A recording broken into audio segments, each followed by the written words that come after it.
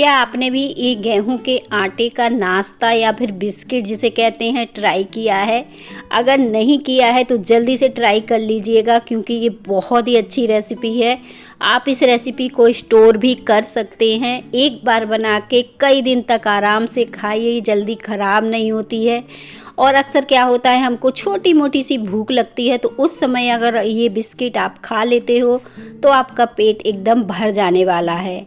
बहुत ही अच्छी रेसिपी है। तो चलिए बनाना शुरू करते हैं। इसे बनाने के लिए आधे कप चीनी को एक मिक्सी के जार में डालेंगे। ये जो रेसिपी है ना, आप इसे जल्दी से बना लीजिएगा जैसे मैं बना रही हूँ, क्योंकि ये घर के ही सामान से बनने वाली है। इलायची डाल दीजिएगा और चौथाई कप हम यहाँ पे मूंगफली दाना डाल रहे हैं। ये कच्ची मूंगफली है और आप इसकी जगह बादाम भी डाल सकते हैं। अब इन सारी चीज़ों को बढ़िया से हम पीस के तैयार कर लेते हैं। और इसे महीन नहीं पीसना है, मेरे जैसे दरदरा सा पीस के तैयार करिएगा जैसे मैंने किया है, ताकि इसका फ्लेवर अच्छा सा, जो मूंगफली का फ्लेवर है वो हमारी बिस्किट में आए और इसका क्रंच जो आएगा ना बहुत ही अच्छा लगेगा। अब आपको लेनी है ये बारीक वाली सूजी आधे कप। बारीक नहीं है तो मोटी भी ले सकते हैं, लेकिन मेरे जैसे आपको ये सूजी में पानी डालकर छोड़ देना है। 1/4 कप ही पानी डालना है और अच्छे से मिक्स कर देना है, ताकि हमारी सूजी जो है अच्छे से फूल जाए। और जब फिर इससे कोई नाश्ता या बिस्किट जो भी आप बनाएंगे बहुत ही अच्छा बन के तैयार होता है। और नहीं तो ये अच्छे से फूलती नहीं है ना, तो ये दाने दाने से रहती है, खड़ी खड़ी सी रहती है। तो जब इस तरह से पानी में से भिगो के छोड़ देंगे ना, तो ये फूल जाएगी और फिर इससे हम ये नाश्ता बनाएंगे ना तो बहुत ही अच्छा बनेगा। आपको पता ही नहीं चलेगा कि इसमें सूजी डली है। 1 कप गेहूं का आटा लीजिए और ले लीजिएगा ये 1/4 कप तेल।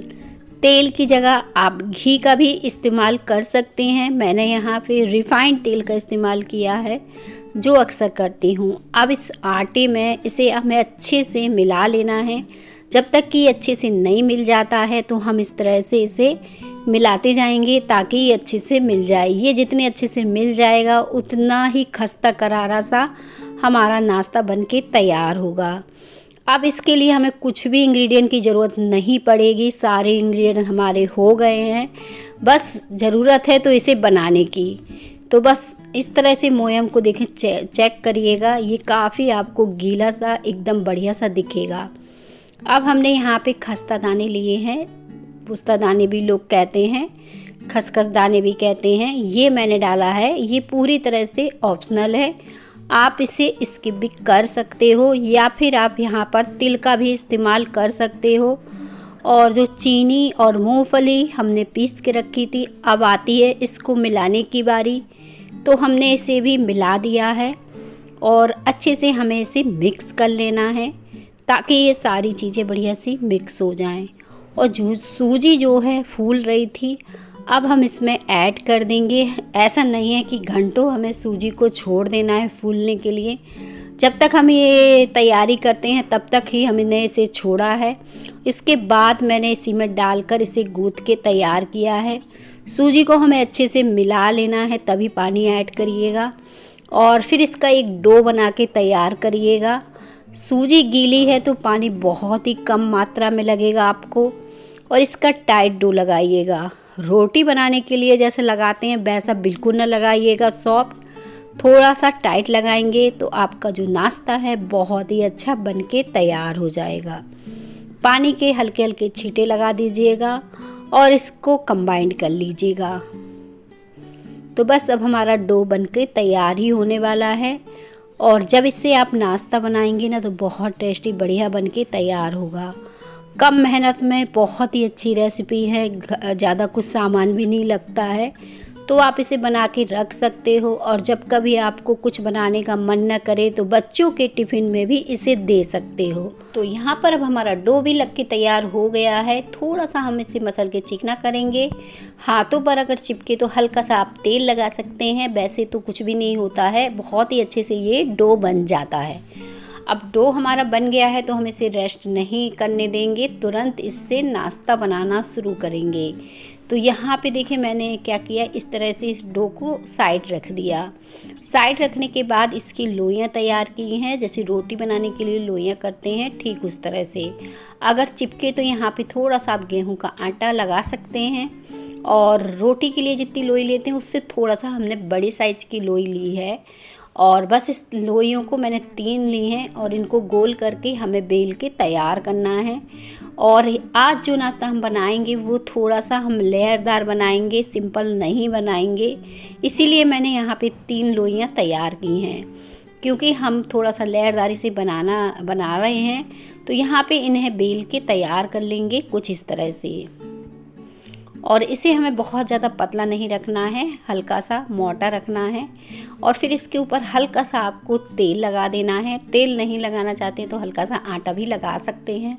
और एक के ऊपर एक इस तरह से रखते जाएंगे और बाकी की भी इस तरह से रख देंगे। अगर आप तेल आटा कुछ भी नहीं लगाना चाहते तो इसे सिंपल भी रख सकते हैं। साथ में आप पुस्ता दाना हल्का सा इसके ऊपर से डाल दीजिएगा और बस इस तरह से बेल के तैयार कर लीजिएगा। अब ये अच्छे से बिल गया है। मोटा पतला अपने हिसाब से आप इसे रख सकते हो, बहुत ज़्यादा मोटा रखने की ज़रूरत नहीं पड़ती है। और बस इसे कुकीज कटर की सहायता से बिस्किट जैसा शेप दे देंगे। अगर ये कुकीज कटर नहीं है तो कोई भी आप किचन से ढक्कन ले लीजिए या फिर कटोरी ले लीजिए और इसे छोटे छोटे पीस में कट कर लीजिए। तो बस सारे हम इस तरह से बना के तैयार कर लेते हैं। बहुत ही इजी तरीके से ये बन के तैयार होता है। अब चलिए इनको हम फ्राई कर लेते हैं। ये हमारी बनके सारी तैयार हो गई हैं। और तेल को हमें बहुत ज़्यादा गर्म नहीं करना है, क्योंकि गर्मी का समय है, ये एकदम से जल जाएंगी। तो यहाँ पे हल्का गरम तेल में इन्हें डाल देंगे। आँच को बिल्कुल धीमा रखेंगे। जितनी धीमी आँच में आप इन्हें सेकेंगे ये अंदर से उतने ही खस्ता करारी हो जाएंगी और अच्छे से सिक जाएंगी। जैसे ही इनका हल्का सा कलर चेंज हो तो हम इन्हें पलट देंगे। पलटने के बाद दोनों तरफ से बढ़िया सा कलर चेंज होने तक इन्हें सेक के तैयार करेंगे। अब इनकी लेयर देख रहे हैं आप कितनी अच्छी बनी है, बहुत ही अच्छे से ये सिक के तैयार हो रही हैं। और इसी तरह से हमें इन्हें सेकना था। अब ये इनका पूरी तरह से देखें कलर बहुत ही प्यारा आया है। हम इन्हें निकाल लेते हैं और बाकी के भी इसी तरह से सेक के तैयार कर लेते हैं। तो देखें ये सारी हमारी खस्ता करारी सी नाश्ते कह सकते हो आप, बिस्किट कह सकते हो, बन के तैयार हो गया है। और एकदम क्रिस्पी करारा से है, अंदर तक एकदम जाली सी पड़ी है, खस्ता है एकदम। देखें मैं इसे मसल के दिखा रही हूँ, एक एक दाना इसका अलग हो रहा है। तो रेसिपी अच्छी लगे तो रेसिपी लाइक शेयर करें।